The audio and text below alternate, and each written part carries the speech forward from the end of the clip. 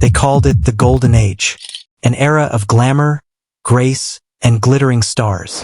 But peel back the velvet curtain, and you'd find a world fueled by ego, addiction, lust, and vulgarity.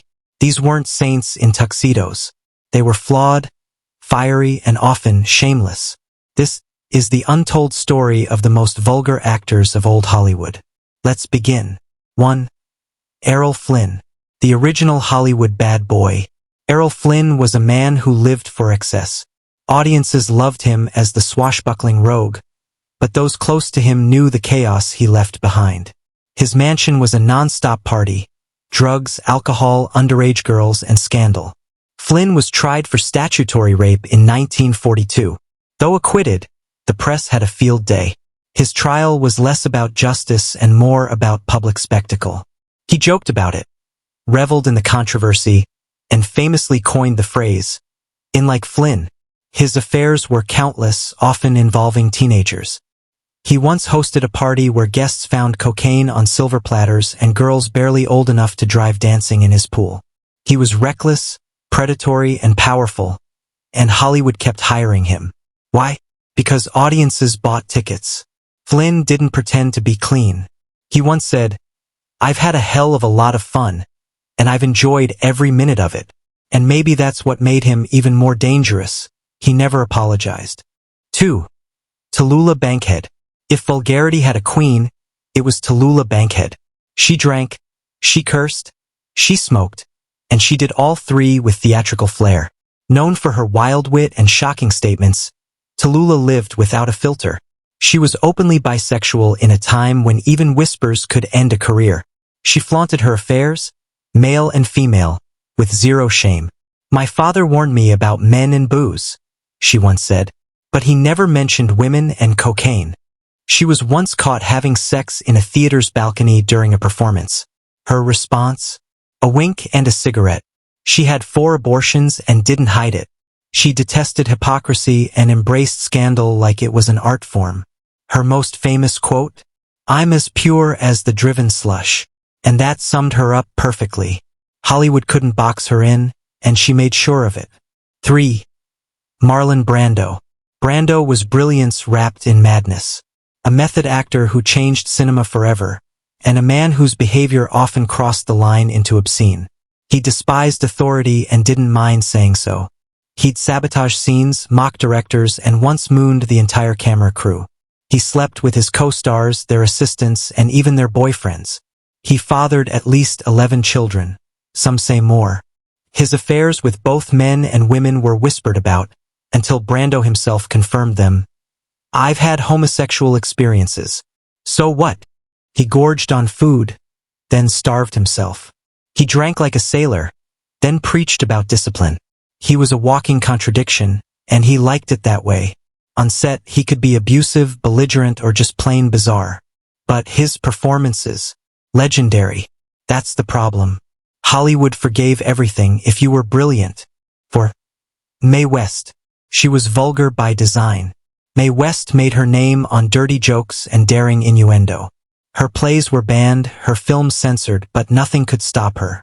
She was arrested for her stage play Sex in 1927.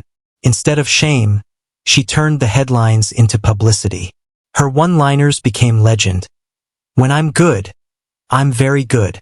But when I'm bad, I'm better." Mae openly talked about sex, lust, and power long before feminism had a name. She funded her own films and hired her own leading men. She knew exactly what she was doing. At age 61, she starred opposite a muscle-bound 26-year-old and kissed him on screen, just because she could. She wore diamonds, spoke like a vixen, and never let anyone tell her to tone it down. 5.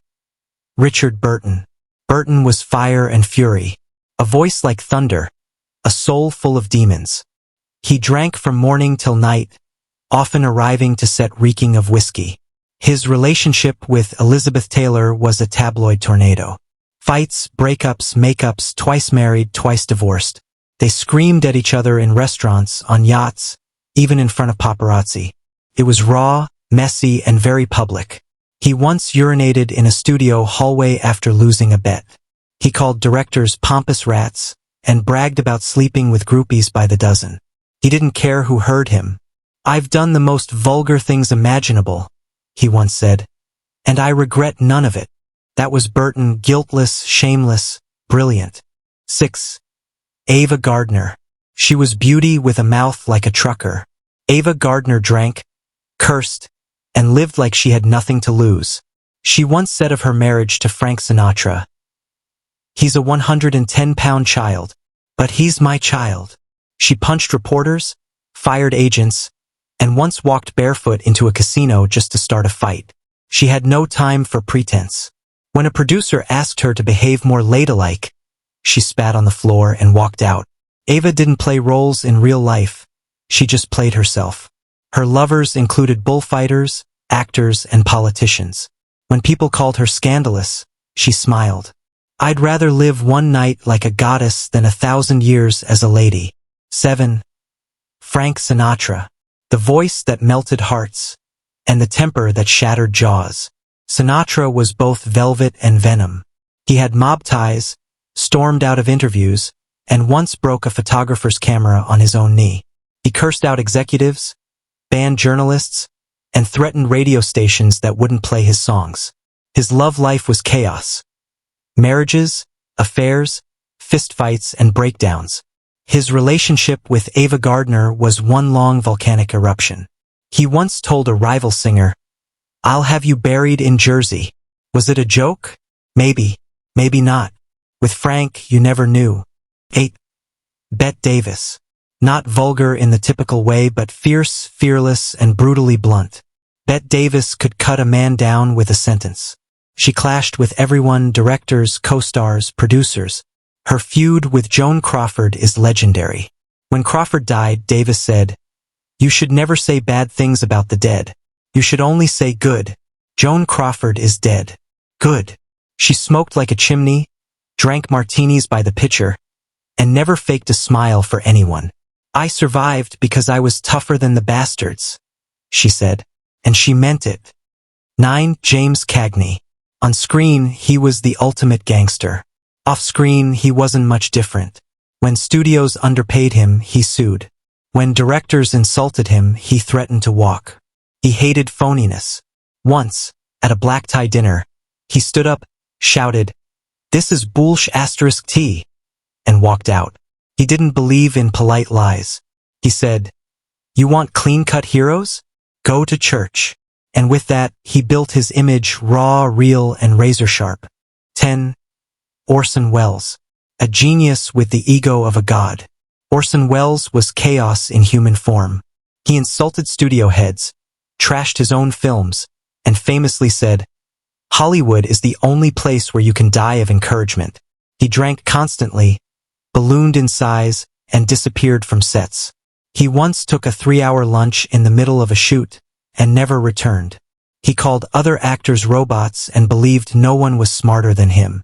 And when asked why he was so difficult, he said, "Because I'm right, and they're not." Hollywood loved to polish its stars, to make them shine. But beneath the tuxedos and satin gowns were human beings. Messy, vulgar, loud, and proud of it. They swore, they drank, they broke rules, and they made history. This wasn't the Hollywood of fairy tales. This was the Hollywood of bar fights, courtrooms, scandals, and sex. And the actors? They weren't role models. They were real. The golden age may be gone, but the echoes of its most vulgar voices still roar. Subscribe to Golden Age Echoes, where the truth always steals the spotlight.